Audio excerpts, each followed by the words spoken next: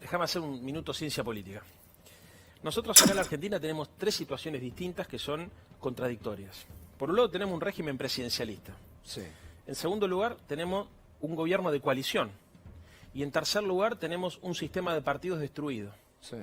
Entonces, en una democracia desarrollada, avanzada, vos primero definís un proyecto de país, después definís un modelo de Estado y en función de eso construís un partido político con cuadros, con capacidad de generar programa de gobierno, etcétera, etcétera.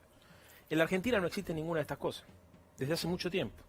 Lo que hay es dos paradigmas organizados alrededor de un modelo de especulación financiera y de un modelo productivo y de consumo, de mercado internista, digamos. Pero eso es lo que existe y sobre eso se construye el sistema político.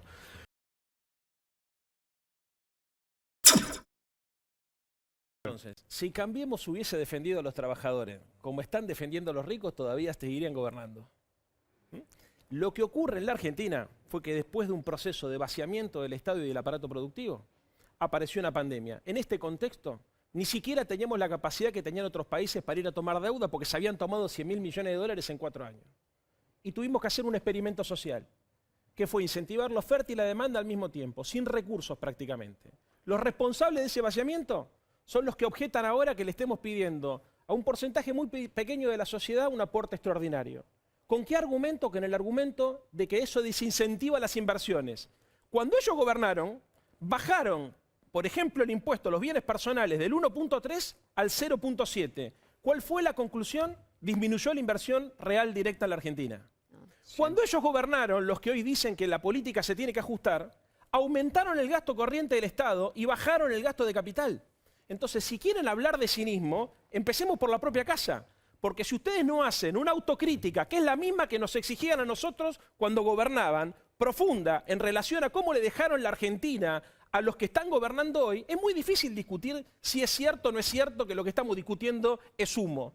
Porque humo es lo que están tratando de generar para que la gente se olvide el latrocinio que hemos tenido que heredar como consecuencia de un modelo económico que generaba fuga de capitales y especulación financiera. En ese contexto nos aparece la pandemia y en ese contexto lo que estamos pidiendo es que un pequeño sector de la sociedad, que tiene mucho dinero, que no tiene problemas para llegar a fin de mes, que incluso probablemente tenga más dinero del que pueda gastar en su vida, aporte una pequeña parte de ese dinero para ayudar a que el sistema económico vuelva a funcionar. ¿Sabés para qué?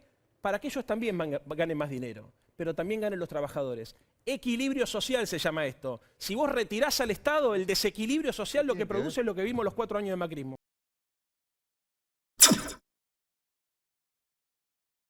Santoro, ¿qué hay detrás de esta reforma, a su juicio? El cumplimiento del contrato electoral.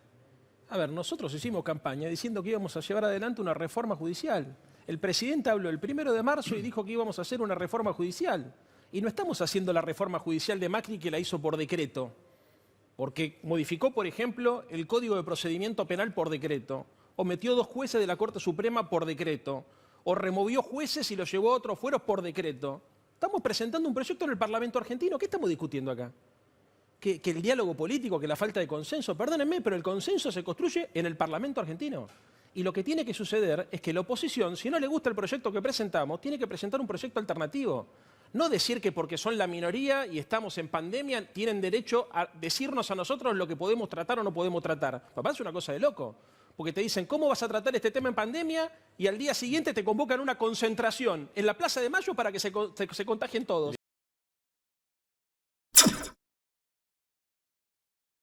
¿No? ¿Para qué funciona el Consejo Asesor del Presidente? Para generar dictámenes a los efectos de darle instrumentos al presidente de la Nación para que produzca nuevos proyectos de ley que se tratarán más adelante. No hay ningún control sobre la Corte Suprema. Ningún control sobre la Corte Suprema.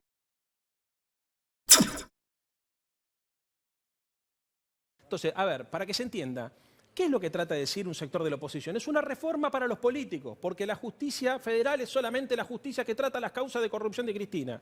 Como te acabo de explicar, Anabel, hay un artículo que excluye la posibilidad de que saquen los jueces y los cambien para favorecer a cualquiera, en primer lugar. En segundo lugar, la justicia federal no se ocupa solamente de las causas de corrupción, se ocupa de causas como contrabando, trata de personas, narcotráfico, lavado, evasión. Yo sé que cuando uno dice lavado y evasión, lo primero que piensa es en Macri. Pero la verdad que cuando vos tirás del piolín del lavado y de la evasión, también te aparece el crimen organizado. Están confundidos los que piensan que esto es una reforma para la política. Es una reforma para darle celeridad a la justicia. Leandro. Por ejemplo, me parece que hay dirigentes políticos que pueden meter miedo sobre la vacuna, sobre la eficacia de la vacuna, y empiezan que si esta vacuna sirve, si no sirve, que pin, que pan, que no tienen costo social ni político, por decirlo, y deberían tenerlo. Básicamente porque deberíamos tratar de no meterle miedo a la sociedad con un tema como la vacuna, que es del sentido común. ¿Querés ganar elecciones? Tenés un montón de temas para discutir con el gobierno. Con el tema de la vacuna, muchachos, no. A ver, porque no es una discusión ideológica la del tema de si funciona o no funciona una vacuna, la china, la norteamericana, la inglesa o la rusa. Es una discusión científica. Cuando vos la sacás del terreno científico y la llevás al terreno político para meterle miedo a la sociedad, esa discusión para mí es una ¿Pasa eso? ¿Pasa todo el tiempo? Sí, claro que pasa. Entonces...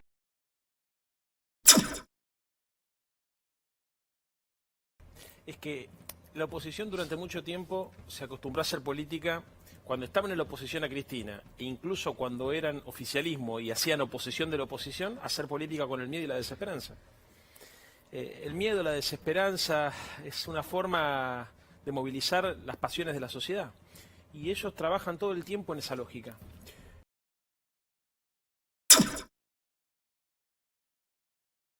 El verdadero agujero fiscal que tenemos en este presupuesto es el gasto de justicia.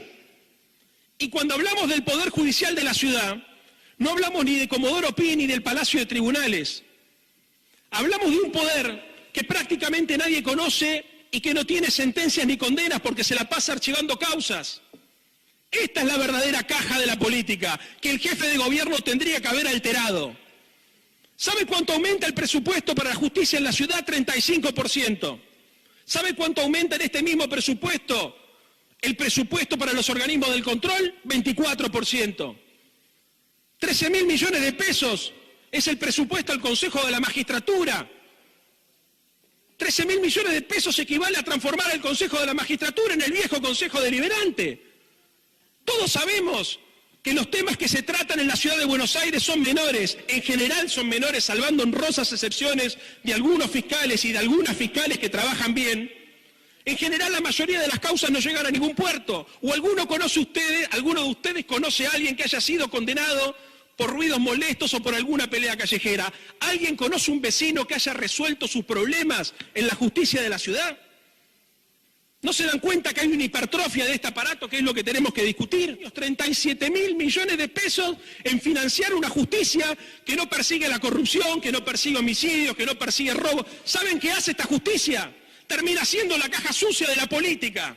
Y acá es donde se va la plata del plus de coparticipación que ustedes están peleando. 37.000 millones de pesos. ¿Saben qué tienen a favor ustedes para hacer pasar esta vergüenza y este escándalo? Que después de los 7 u 8 ceros la gente común desconoce si es mucho o poco. Esto es un secreto a voces. Lo sabe la política, lo sabe la casta judicial, lo sabe el Círculo Rojo y lo sabe el periodismo. A partir de hoy también lo sabe la gente. Gracias.